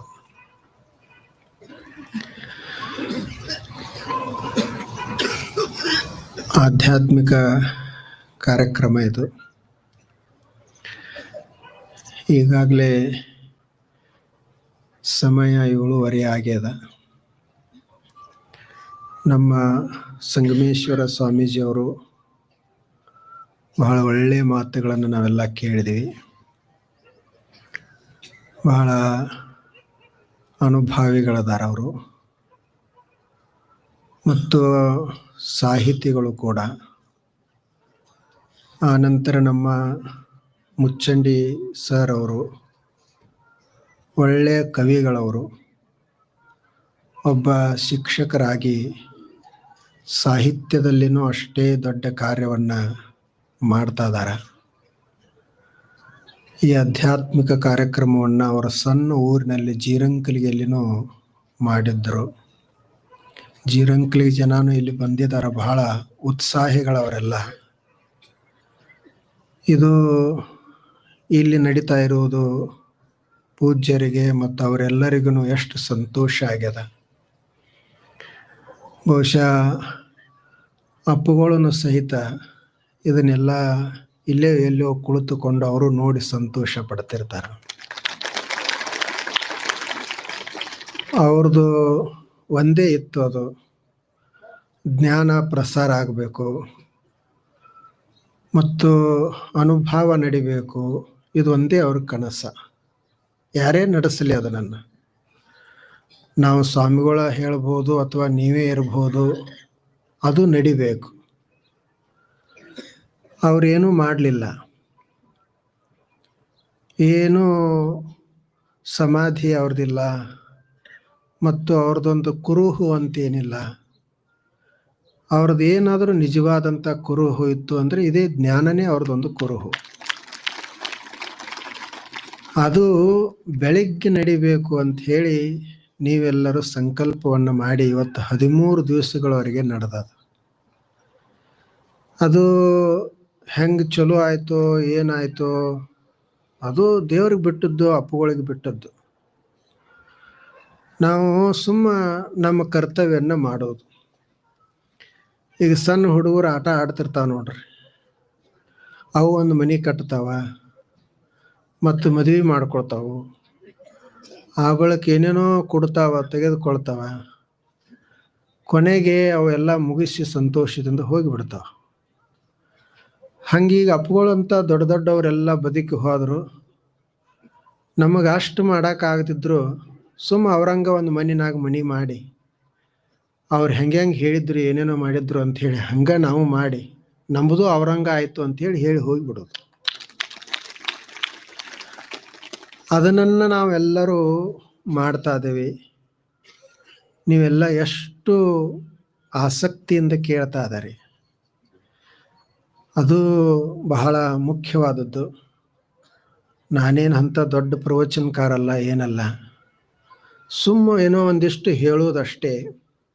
ಅಪ್ಪುಗಳದು ಅದು ಅವ್ರ ಶಕ್ತಿ ಮಾಡಿಸ್ತದ. ನೋಡ್ರಿ, ನಾವೆಲ್ಲ ಸನ್ಯಾಸಿ ಆದೀವಲ್ಲ. ನಾನು 8ನೇಂತೆ ಇದ್ದಾಗ ಮನೆ ಬಿಟ್ಟು ಬಂದೆ. ಅವಾಗೇನು ನಮಗೆ ತಿಳಿತಿರ್ಲಿಲ್ಲ. 13-14 ವರ್ಷ ವಯಸ್ಸಿರಬೇಕು. ಅವಾಗೆಲ್ಲೋ ನಾವು ಇದ್ದು ಊರದಿಂದ ದೂರದಲ್ಲಿ ಅಪ್ಪುಗಳ ಪ್ರವಚನ ನಡೀತಿತ್ತು. ನಾವೆಲ್ಲ ಟ್ರ್ಯಾಕ್ಟರ್ದಾಗೋ ಎತ್ತಿನ ಗಾಡ್ಯಾಗೋ 20 ವರ್ಷದ ಹಿಂದೆ ಪ್ರವಚನ ಕೇಳಕ್ಕೆ ಒಂದು ಸಲ ಹೋಗಿದ್ದೆ. ಅವ್ರಿಗೆ ದೂರಿಂದ ನೋಡಿದ್ವಿ. ಈಗ ಏನೋ ಒಂದು ಆಕರ್ಷಣೆ, ಮನೆ ಬಿಟ್ಟು ಬಂದು 21 ವರ್ಷ ಆಯಿತು, ಮನೆಗೆ ಹೊಳ್ಳಿ ಹೋಗಿಲ್ಲ. ಇದನ್ನು ಮನೆ ಬಿಡಿಸ್ಲಿಕ್ಕೆ ಕಾರಣ ಯಾರು ಅಂತಂದ್ರೆ ಅಪ್ಪುಗಳದೊಂದು ಶಕ್ತಿ. ಹೀಗೆ ಇವರು ನಮ್ಮ ಸಂಗಮೇಶ್ವರ ಸ್ವಾಮೀಜಿಯವರು, ಅನೇಕ ಜನ ಸ್ವಾಮಿಗಳು ಅವರೆಲ್ಲ ಎಲ್ಲಿಂದಲೂ ದೂರದಿಂದೆಲ್ಲ ಬಿಟ್ಟು ಬಂದರು. ಅವ್ರದ್ದು ನೋಡ್ರಿ ಎಷ್ಟು ಪರಿಣಾಮ ಆಗ್ತಿತ್ತು. ಸುಮ್ಮನೆ ಅಲ್ಲ ಅದು ಮನೆ ಬಿಟ್ಟು ಬರೋದು ಅಂತಂದ್ರೆ. ಆದರೂ ಸಹಿತ ಅಪ್ಪುಗಳ ಮಾತು ಅಷ್ಟು ಪರಿಣಾಮ ಬೀರ್ತಿತ್ತು. ಹಾಗೆ ಈಗ ಅವರ ಒಂದು ಶಕ್ತಿ, ಅವರ ಒಂದು ತಪಸ್ಸಿನ ಶಕ್ತಿ ಅದು ಬೇರೆ ಬೇರೆ ರೂಪದಲ್ಲಿ ಕೆಲಸ ಮಾಡ್ತಾ ಇರ್ತದೆ. ಈಗಿದು ಏನು ಪ್ರವಚನ ನಡೀತಾ ಅದ, ಇದಕ್ಕೂ ಒಂದು ಹಿಂದೆ ಅವ್ರದ್ದೇ ಒಂದು ಪ್ರೇರಣೆ, ಒಂದು ಶಕ್ತಿ ಇರಬೇಕು. ಅದು ಇರಲಿಲ್ಲ ಅಂತಂದರೆ ಹೀಗೆ ಬೆಳಗ್ಗೆ ಆಗೋದನ್ನೇ ಇಲ್ಲ. ಆದ್ದರಿಂದ ನೀವೇನು ಪಾಲಿಸ್ತಾ ಇದ್ದಾರೆ ನಿಜವಾಗಿ, ಮತ್ತು ನಾವು ಏನು ಎಲ್ಲರೂ ಕೆಲಸ ಮಾಡಾಕತ್ತೀವಲ್ಲ, ಇದು ಅಪ್ಪುಗಳಿಗೆ ಮೆಚ್ಚುಗೆ ಆಗುವಂಥ ಕೆಲಸ. ಅದಕ್ಕೆ ನಿಮ್ಮ ಮುಖಾಂತರ ಸಿದ್ದೇಶ್ವರ ಅಪ್ಪುಗಳು ಶಿಷ್ಯರು ಅಂತ ಯಾರ್ಯಾರು ಹೇಳ್ತಿರ್ತಾರ ಅಥವಾ ಯಾರು ಒಪ್ಪಿಕೊಳ್ತಿರ್ತಾರ, ಅವರು ಮಾಡಬೇಕಾಗಿರುವಂಥ ಕೆಲಸ ಇದು. ಮತ್ತು ಭಕ್ತರಂತ ಹೇಳ್ಕೊಳ್ಳುವಂಥವ್ರೂ ಮಾಡಬೇಕಾಗಿರುವಂಥ ಕೆಲಸ ಇದು. ಯಾವ ಶಿಷ್ಯರಿಗೂ ರೊಕ್ಕ ಕೊಡಬೇಕಾಗಿಲ್ಲ. ಯಾರೇ ನಿಮಗೆ ರೊಕ್ಕ ರೂಪಾಯಿ ಕೇಳಿದ್ರಂದ್ರೆ ಅವ್ರಿಗೆ ಯಾರಿಗೂ ರೊಕ್ಕ ಕೊಡಕ್ಕೆ ಹೋಗ್ಬೇಡ್ರಿ. ಅವ್ರಿಗೇನು ನಾವು ಆಸ್ತಿ ಕೊಡಬೇಕಾಗಿಲ್ಲ. ನಾವು ಯಾರು ಅಪ್ಪುಗಳು ಶಿಷ್ಯರಂತಾರ ಅವರಿಗೆ ಕರ್ಕೊಂಡು ಬರಲಿಕ್ಕೆ ಗಾಡಿ ಕೊಡೋದು, ಇರ್ಲಿಕ್ಕೆ ಒಂದು ಮನೆ ಕೊಡೋದು, ಹಸ್ದಾಗ ಅವ್ರಿಗೊಂದಿಷ್ಟು ಊಟಕ್ಕೆ ಕೊಡೋದು. ಆದರೆ ಅವರಿಂದ ನಾವು ಏನು ಪಡ್ಕೊಳ್ಳೋದು ಅಂದರೆ ಜ್ಞಾನವನ್ನು ಪಡ್ಕೊಳ್ಳೋದು. ಮತ್ತು ಯಾರು ರೊಕ್ಕ ರೂಪಾಯಿ ಹೊರಗಿನ ಕೀರ್ತಿ ವೈಭವಕ್ಕೆ ಅವರ ಆಸೆ ಪಡ್ತಾರ ಅವರ ಅಪ್ಪುಗಳ ಶಿಷ್ಯರಾಗಲಿಕ್ಕೆ ಸಾಧ್ಯ ಇಲ್ಲ, ಖರೇ ಶಿಷ್ಯರಾಗಕ್ಕೆ ಸಾಧ್ಯ ಇಲ್ಲ. ನಾವು ಅಪ್ಪುಗಳ ಮನೆ ಬಿಟ್ಟು ಬಂದಾಗ ಅಪ್ಪುಗಳದೊಂದು ದೊಡ್ಡ ಪೀಠ ಐತಿ, ಅವ್ರದ್ದು ಬಂಗಾರ ಐತಿ, ಸಿಂಹಾಸನ ಐತಿ, ಅದಕ್ಕೆ ನಾನು ಸಿಂಹಾಸನ ಮೇಲೆ ಕೂಡಿಸ್ತಾರ ಅಂತ ನಾವು ಬರಲಿಲ್ಲ. ನಮಗೇನು ಗೊತ್ತಿರಲಿಲ್ಲ. ವಿಜಯಪುರ ಅಂದ್ರೆ ಗೊತ್ತಿರಲಿಲ್ಲ. ನಾನು ವಿಜಯಪುರ ಬಸ್ ಸ್ಟ್ಯಾಂಡ್ದಾಗ ಬಂದು ಇಳಿದಾಗ ನಿಮಗೊಂದು ಘಟನಾ ಹೇಳಿಬಿಡ್ತೀನಿ. ಅದನ್ನು ಬಸ್ ಸ್ಟ್ಯಾಂಡ್ದಾಗ ಇಳಿದಾಗ ನನ್ನ ಹತ್ತಿರ 15 ರೂಪಾಯಿ ಇದ್ದು ರೀ ಮುಚ್ಚಂಡಿ ಸರ. ಆ ಕುದುರೆ ಗಾಡಿ ಇದ್ದು ಅವಾಗ, ರಿಕ್ಷಾನು ಭಾಳ ಇರಲಿಲ್ಲ, ಕುದುರೆ ಗಾಡಿ ಇದ್ದು. ಆ ಕುದುರೆ ಗಾಡಿ ಅವನಿಗೆ ನಾನು ಕೇಳಿದೆ, ಇಲ್ಲಿ ವಿಜಯಪುರದಾಗ ಸಿದ್ದೇಶ್ವರ ಸ್ವಾಮಿಗಳು ಇರ್ತಾರಲ್ಲ, ಅವ್ರು ಎಲ್ಲಿರ್ತಾರ ಅಲ್ಲಿ ಓದ್ಬಿಡು ಅಂತಂದೆ. ಅವನು ನನಗೆ ಎಷ್ಟು ತೋತಾನಂತ ಗೊತ್ತಿರಲಿಲ್ಲ, 15 ರೂಪಾಯಿ ಆಗ್ತೈತಿ ಅಂದವ. ನನ್ನ ತೇಕೂ ಅಷ್ಟೇ ರಾಕಿದ್ದು. ಆಯ್ತು, ಇಷ್ಟು ರೊಕ್ಕ ಓದ್ಬಿಡು ಅಂತ ಹೇಳಿದೆ. ಅವನು ಬಸ್ ಸ್ಟ್ಯಾಂಡ್ದಿಂದ ಸಿದ್ದೇಶ್ವರ ಗುಡಿಗೆ ತಂದುಬಿಟ್ಟ. ನನಗೆ ಗೊತ್ತಿಲ್ಲ ಸಿದ್ದೇಶ್ವರ ಸ್ವಾಮಿಗಳ ಆಶ್ರಮ, ಸಿದ್ದೇಶ್ವರ ಗುಡಿ ಏನೂ ಗೊತ್ತಿಲ್ಲ. ಮೊದಲನೇ ಸಲ ವಿಜಯಪುರಕ್ಕೆ ಬಂದಿದ್ದೆ. ಅಲ್ಲಿ ಸಿದ್ದೇಶ್ವರ ಗುಡಿ ಒಳಗಡೆ ಹೋಗಿ ನನಗೆ ಕೇಳಿದೆ, ಸಿದ್ದೇಶ್ವರ ಅಪ್ಪುಗಳು ಸ್ವಾಮಿಗಳು ಎಲ್ಲಿರ್ತಾರ ಅಂತ ಕೇಳಿದೆ. ಅವ್ರು ಹೇಳಿದರು, ಇದು ಸಿದ್ದೇಶ್ವರ ಗುಡಿ, ಸಿದ್ದೇಶ್ವರ ಸ್ವಾಮೀಜಿಯವರ ಆಶ್ರಮ ಇಲ್ಲಿಂದ ಇನ್ನೂ ದೂರ ಐತಿ ಅಂದ್ರೆ. ಅವ್ರು ನನ್ನ ತೇಕ್ ರೊಕ್ಕ ಮುಗಿದಿದ್ದು, ಇನ್ನು ಆಶ್ರಮಕ್ಕೆ ಹೋಗಬೇಕು, ಹೆಂಗೆ ಹೋಗೋದು ಅಂತ ನಾ ಅವ್ರಿಗೆ ಕೇಳಿದೆ. ಏನಿಲ್ಲ, ಈ ದಾರಿ ಅದಲ್ಲ, ಸಿದ್ದೇಶ್ವರ ಗುಡಿ ಮುಂದಿನ ದಾರಿ, ಇದನ್ನು ಸರಳ ಹಿಡ್ಕೊಂಡು ಹೋಗು, ನಿನಗೆ ಹೋಗಂತಲೇನ ಕಂಪೌಂಡ್ ಹತ್ತದ, ಅಲ್ಲಿ ಒಳಗಡೆ ಹೋಗು ಅಂತ ಹೇಳಿದ್ರು. ನಾನು ಆ ಕಂಪೌಂಡ್ ದಾರಿ ಹಿಡಿದು ಕಂಪೌಂಡ್ ತನಕ ಬಂದೆ. ಎಲ್ಲ ಗಿಡಗಳು ಕೊಂಡು ಬಹುಶಃ ಇದೇ ಇರ್ಬೇಕಂತ ಹೇಳಿ ಒಳಗೆ ಹೋದೆ ಆಶ್ರಮದೊಳಗೆ. ಅಲ್ಲೊಬ್ಬರು ಸ್ವಾಮಿಗಳು ಕಂಡ್ರು. ಅವರು ಯಾರು ನಮ್ಗೆ ಗೊತ್ತಿಲ್ಲ. ಅವ್ರಿಗೆ ಏನು ಕೇಳಿದೆ ನಾನು ಅಂತಂದ್ರೆ, ಸಿದ್ದೇಶ್ವರ ಸ್ವಾಮಿಗಳಿಗೆ ಭೇಟಿ ಆಗ್ಬೇಕು, ಎಲ್ಲಿ ಅದಾರ ಅವರು ಅಂತ ಕೇಳಿದ್ರು. ಅವರು ಸ್ವಾಮೀಜಿ ಅವ್ರು ಹೇಳಿದ್ರು, ಇಲ್ಲ ಈಗ ಅವರು ಊರಿಗೆ ಹೋಗ್ಯಾರ, ಈಗ ಇರುವುದಿಲ್ಲ, ಅವರು ಭೇಟಿ ಆಗ್ಬೇಕಾದ್ರೆ ಇಲ್ಲಿ ಇರಬೇಕಾಗ್ತದ, ಸ್ವಲ್ಪ ದಿವ್ಸ ನಂತರ ಬರ್ತಾರ. ಆ ಬಳಿಕ ನಾನು ಮನ್ಯಾಗ ಹೇಳಾರ್ದ ಬಂದಿದ್ದೆ. ಅವ್ರಿಗೆ ಹೇಳಿದೆ ಸ್ವಾಮೀಜಿ ಅವ್ರಿಗೆ, ಈಗ ಹೇಳಾರ್ದ ಬಂದನಿ, ಮತ್ತೆ ಹೋಗಿ ಮತ್ತೆ ಬರ್ತೀನಿ, ಅವ್ರು ಯಾವಾಗ ಬರ್ತಾರೆ ಹೇಳ್ರಿ ಅಂತ ಹೇಳಿದ್. ನೋಡ್ರಿ, ಅವಾಗ ಏನೊಂದು ಆಸಕ್ತಿ. ನಮಗೆ ಸ್ವಾಮಿಗಳ ಪರಿಚಯ ಇಲ್ಲ, ಅವ್ರ ಆಸ್ತಿ ಅಂತಸ್ತು ಪರಿಚಯ ಇಲ್ಲ, ಏನೂ ಇಲ್ಲ. ಆದ್ದರಿಂದ ಈಗಲೂ ಸಹಿತ ನಾವು ಎಲ್ಲ ಆ ಜ್ಞಾನಕ್ಕಾಗಿಯೇ ಕಾರ್ಯವನ್ನು ಮಾಡಬೇಕಾಗ್ಯದ. ಅದು ಬಹಳ ಮಹತ್ವದಾದದ್ದು. ಹಾಗೆ ಇಲ್ಲಿ ನಡೀತಾ ಅದ. ಇದು ಇಂಡಿಯಲ್ಲಿ 2013ರಲ್ಲಿ ಅವರು ಮಾಡಿದ್ರು. ಅದಾದ ನಂತರ ಸುಮಾರು 10-11-12 ವರ್ಷದ ನಂತರ 2025ರಲ್ಲಿ ನಾವೆಲ್ಲ ಕೂಡಿದ್ದೀವಿ. ಸ್ವಲ್ಪ ಸಮಯವನ್ನು ಇದಕ್ಕೆ ಮೀಸಲಿಡೋದು. ಪ್ರಪಂಚ ನಮ್ಮದಿದ್ದೇ ಇರ್ತದೆ. ಅದಕ್ಕೆ ಒಂದು ಸಲ ಒಬ್ಬರು ಸಂತರು ಹೊರಟಿದ್ರು, ಸನ್ಯಾಸಿ ಸಾಧು ಹೊರಟಿದ್ರು ದಾರಿಯಿಂದ. ಎದುರುಗಡೆ ಒಬ್ಬ ವ್ಯಾಪಾರಿ ಬಂದ, ಬಹಳ ದೊಡ್ಡ ವ್ಯಾಪಾರಿ ಅವ. ಇವರು ಸಾಧುಗಳು ವ್ಯಾಪಾರಿ ಬಂದದ್ದು ನೋಡಿ ಅವನಿಗೆ ನಮಸ್ಕಾರ ಮಾಡಿದರು. ಅವನು ವ್ಯಾಪಾರಿ ಅಂದ, ನಾವು ನಿಮಗೆ ನಮಸ್ಕಾರ ಮಾಡಬೇಕು, ನೀವು ಸಾಧುಗಳದರಿ, ಸನ್ಯಾಸಿ ಅದರಿ, ಆದರೆ ನೀವ ನನಗೆ ಮಾಡಾಕತ್ತೀರಲ್ಲ, ಏನು ವಿಶೇಷ ಅಂದ. ನಿಮ್ಮದು ತ್ಯಾಗ ಎಂಥದ್ದು, ನಾವು ನಿಮಗೆ ನಮಸ್ಕಾರ ಮಾಡಬೇಕು ಅಂತೀವಿ ವ್ಯಾಪಾರಿ ಅಂದ. ಅವಾಗ ಅವರು ಸಾಧುಗಳಂತಾರ, ನಂದೇನು ಅಂಥ ದೊಡ್ಡ ತ್ಯಾಗಪ್ಪ, ಪ್ರಪಂಚ ಅಂತೂ ಮಿಥ್ಯಾನ ಇತ್ತು, ಪ್ರಪಂಚ ನಶ್ವರನ ಇತ್ತು, ಅದನ್ನು ಬಿಟ್ಟು ನಾನು ಪಾರಮಾರ್ಥ ಹಿಡಿದೆ, ನಂದೇನಿದು ದೊಡ್ಡ ತ್ಯಾಗ ಅಲ್ಲ. ನಿನಗೆ ನಾ ಯಾಕೆ ನಮಸ್ಕಾರ ಮಾಡೇನಿ ಅಂದ್ರೆ, ಪರಮಾತ್ಮ ಸತ್ತಿದ್ದ ಮತ್ತು ಪ್ರಪಂಚ ನಶ್ವರ ಇತ್ತು, ಸತ್ಯವಾದಂಥ ಪರಮಾತ್ಮನ ಬಿಟ್ಟು ನಶ್ವರ ಪ್ರಪಂಚಕ್ಕನೇ ನೀನು ಗಂಟು ಬಿದ್ದಲ್ಲ, ನಿಂದ ಎಂಥ ತ್ಯಾಗ ಇರಬೇಕು ಅಂತ. ಪರಮಾತ್ಮ ಸತ್ತಿದ್ರು ಅವನು ಬಿಟ್ಟೆ ನೀನು, ಆದರೆ ಯಾವುದು ಸುಮ್ಮನೆ ತಾತ್ಪೂರ್ತಿಕ ಇತ್ತು ಅದಕ್ಕೆ ಗಂಟು ಬಿದ್ದದಿ, ನಿಂದ ದೊಡ್ಡ ತ್ಯಾಗ. ನಮ್ಮದು ಇದು ಪ್ರಪಂಚ ಅಂತೂ ಬಿಡುವುದೇ ಇತ್ತು, ಬಿಟ್ಟಿವಿ, ಇದೇನು ಭಾಳ ದೊಡ್ಡದಲ್ಲ, ಅದು ಹಾನಿನೇ ಅದ, ಅದನ್ನು ಬಿಟ್ಟಿವಿ. ಆದರೆ ನೀ ಯಾವುದು ಹಾನಿ ಅದ ಅದನ್ನು ಹಿಡಿದು, ಯಾವುದು ಸತ್ಯದ ಅದನ್ನು ಬಿಟ್ಟದಿ, ನಿಂದೇ ದೊಡ್ಡ ತ್ಯಾಗದ, ಅದಕ್ಕೆ ನಿನಗೆ ನಮಸ್ಕಾರ ಮಾಡಬೇಕು ಅಂತ. ಹಾಗಾಗ್ತದೆ. ನಮ್ಮದು ಬರೀ ಪ್ರಪಂಚವನ್ನು ನಾವು ಮಾಡಿದ್ದೀವಿ ಅಂದರೆ, ಈ ಜೀವನದಲ್ಲಿ ನಾವು ಸ್ವರ್ಗವನ್ನು ನಿರ್ಮಿಸಬೇಕಾಗಿತ್ತು ಅಂತಂದರೆ ಸ್ವಲ್ಪ ತಿಳ್ಕೊಳ್ಬೇಕಾಗ್ತದೆ. ಒಬ್ಬ ಮುಸ್ಲಿಂ ಹೆಣ್ಮಗಳಲ್ಲಿ ಒಬ್ಬ ರಾಬಿಯಾ ಅಂತ ಆಗಿ ಹೋದಳು. ಆಕೆ ಒಂದು ಸಲ ದೊಡ್ಡ ಸಂತಳಿದ್ದಳು. ಆಕೆ ಒಂದು ಸಲ ಒಂದು ಕೈಯೊಳಗೆ ಬೆಂಕಿಯ ದಿವುಟಿಗೆ, ಇನ್ನೊಂದು ಕೈಯೊಳಗೆ ನೀರಿನ ಕಳಶ ಹಿಡ್ಕೊಂಡು ಹೊರಟಿದ್ದಳು ದಾರಿಯಿಂದ. ಎದುರಿಗೆ ಒಬ್ಬ ಮನುಷ್ಯ ಬಂದು ಕೇಳಿದ, ಏನಿದು ವಿಚಿತ್ರ, ಕೈಯಾಗ ದಿವುಟಿಗೆ ಹಿಡ್ಕೊಂಡದಿ, ಇನ್ನೊಂದು ಕೈಯೊಳಗೆ ನೀರಿನ ಕಳಶ ಹಿಡ್ಕೊಂಡದಿ, ಎಲ್ಲಿ ಹೊಂಟದಿ ಅಂತ.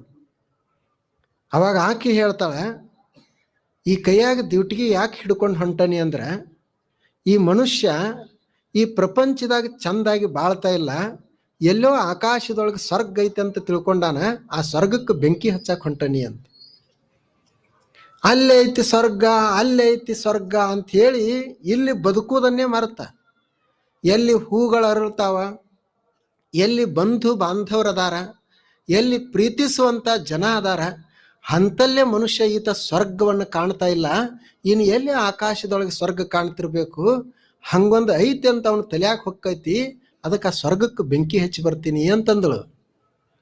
ಮತ್ತಿದು ನೀರೊಂದು ತೊಗೊಂಡು ಹೊಂಟದಲ್ಲ, ಇದನ್ನ ಯಾಕೆ ತೊಗೊಂಡು ಹೊಂಟದಿ ಅಂತ ಅವಾಗ ಆಕೆ ಹೇಳಿದಳು, ಈ ನೀರು ಎದಕ್ಕೆ ಒಯ್ಯಾಕ ಹತ್ತೀನಿ ಅಂದ್ರೆ ಕಳಶ ಮನುಷ್ಯ ನರಕ್ಕೊಂದು ಐತಿ ಅಂತ ತಿಳ್ಕೊಂಡಾನ, ಆ ನರಕದೊಳಗೆ ಬೆಂಕಿ ಐತಿ ಅಂತ ತಿಳ್ಕೊಂಡಾನ, ಅದು ನಮ್ಮನ್ನು ಸುಡ್ತೈತಿ ಅಂತ ಭಾವಿಸ್ತಾನ. ಅವನು ಸುಡಬಾರದು, ಅದು ಎಲ್ಲಿ ಐತಿ ಅದಕ್ಕೆ ನೀರು ಹಾಕಿ ಅದನ್ನ ಆರಿಸ್ಬೇಕಂತ ಹೊಂಟನಿ ಅಂತ ರಾವ್ಯ ಹೇಳ್ತಾನೆ. ನೋಡ್ರಿ ಅದು ಹೇಗಿರ್ಬೇಕು. ಹಾಗೆ ನಂಬುದು ಸ್ವರ್ಗ ನಿರ್ಮಾಣ ಆಗ್ಬೇಕು ಈ ಭೂಮಂಡಲ. ಉಳಿದವ್ರು ಯಾರೇ ಏನರೇ ಅನ್ಕೊಳ್ಳಿ, ನಾವು ನಮ್ಮ ಬದುಕನ್ನು ಶ್ರೀಮಂತಗೊಳಿಸ್ಕೊಳ್ಳೋದು, ಹಾಗೆ ಬದುಕುವುದಕ್ಕಾಗೇನೆ ಹಂಗ ಸುಂದರ ಮಾಡ್ಕೊಳ್ಳೋದಕ್ಕಾಗೇನೆ ಇದೊಂದು ಆಧ್ಯಾತ್ಮಿಕ ಚಿಂತನ ನಡೆದದ. ಇವತ್ತೆಲ್ಲ ಬಹಳ ವಿಶೇಷ ಕಾರ್ಯಕ್ರಮ ಆಯಿತು, ಬಹಳ ಸಂತೋಷ. ಅವ್ರಿಗೆ ಇಬ್ಬರಿಗೂ ಇನ್ನೂ ಸಮಯನೇ ಕಡಿಮೆ ಸಿಕ್ಕದ. ಮತ್ತು ನೀವು ಭಾರಿ ಚಪ್ಪಾಳೆ ಬಾರಿಸಿದ್ರಿ, ತಂಡಿನೇ ಹೋಗಿಬಿಡ್ತದ. ಅದು ತಂಡಿ ಗಾಬರಿ ಆಗೈತಿ, ಇವ್ರು ಏನಪ್ಪ ಬೆಳಗ್ಗೆನೇ ಇಷ್ಟು ಎದ್ದು ಬೇಗ ಬರ್ತಾರ ಅಂತ. ನೋಡ್ರಿ ಇವ್ರೆಲ್ಲ ಕೂತ್ರ ಕಾಶ್ಮೀರದಾಗ ನಮ್ಮ ಪ್ರವಚನ ನಡೆದೈತಿ ಏನೋ ಅಂದಂಗೆ ಕೂತಿರ್ತಾರೆ. ಎಲ್ಲ ಕೋಟ ಪಾಟ ಹಾಕೊಂಡು ಸ್ವೆಟರ್ ಹಾಕೊಂಡು. ಇದನ್ನ ಯಾರ್ಯಾರು ನೋಡಿದ್ರಂದ್ರೆ ಫೋಟೋದಾಗ ಇದೇನು ಇಂಡಿಯಾಗ ಪ್ರವಚನ ನಡೆದತ್ತೆ ಏನು ಜಮ್ಮು ಕಾಶ್ಮೀರದಾಗ ನಡೆದೈತಿ ಇವತ್ತು ಆ ನಮನೆ ಕೂತಿರ್ತಾರೆ. ಬೇಕದು ಒಂದು ಸ್ವಲ್ಪ ಮೈ ಮೇಲೆ ಚಲೋ ಅಂತ ಬಟ್ಟೆ ಹಾಕೊಳ್ಳೋದು, ಶಿಸ್ತಾಗಿ ಕೂಡೋದು. ಏನು ತಂಡಿ ಎಲ್ಲಕ್ಕೆ ಏನದ, ಬಟ್ಟೆ ಹಾಕೊಂಡ್ರೆ ಬಿಟ್ರೆ ಮುಗಿದು ಹೋಯ್ತು. ತಂಡಿ ಅದ್ಯಾಕೆ ಬರ್ತದೆ, ಮತ್ತೆ ಕಾವ ಆಗ್ತದೆ ಹೆಚ್ಚಿಗೆ. ಸುಮ್ಮನೆ ತಂಡಿ ಐತಿ ಅಂದ್ರೆ ಏನು ಒಂದು ಬಟ್ಟೆ ಅಷ್ಟೇ ಅಲ್ಲ, ಸ್ವೆಟರ್ ತಲೆಗೊಂದು ಹಾಕೊಂಡ್ಬಿಟ್ರೆ ಮುಗೀತು. ನೋಡ್ರಿ ನಮ್ಮ ಮುಚ್ಚಂಡಿ ಸರ್ ಒಂದು ಹಾಕೊಂಡಾರ ನೋಡ್ರಿ, ಏನು ಹೇಳ್ತಾರೋ ಅದು ಹಾಕೊಂಡ್ಬಿಟ್ರೆ ತಲೆ ತಂಪ, ಏನು ತಂಡಿನೇ ಬರೋದಿಲ್ಲ. ಹಾಗ ಇನ್ನೂ ಇವತ್ತು ಯಾವಾರ, ಇವತ್ತು ಶುಕ್ರವಾರ ಅದ. ಇನ್ನು 26 ತಾರೀಕು 31ನೇ ತಾರೀಕದವರೆಗೆ ನಾವು ಎಲ್ಲರೂ ಕೂಡ್ತೀವಿ. ನಾಳೆ ಬೆಳಗ್ಗೆ 6:15 ಬನ್ನಿ. ನಮಸ್ಕಾರ. ದೇವರಿಗೆ ಭಕ್ತಿಪೂರ್ವಕ ಶರಣು ಶರಣಾರ್ಥಿಗಳು. ಇವತ್ತೊಂದು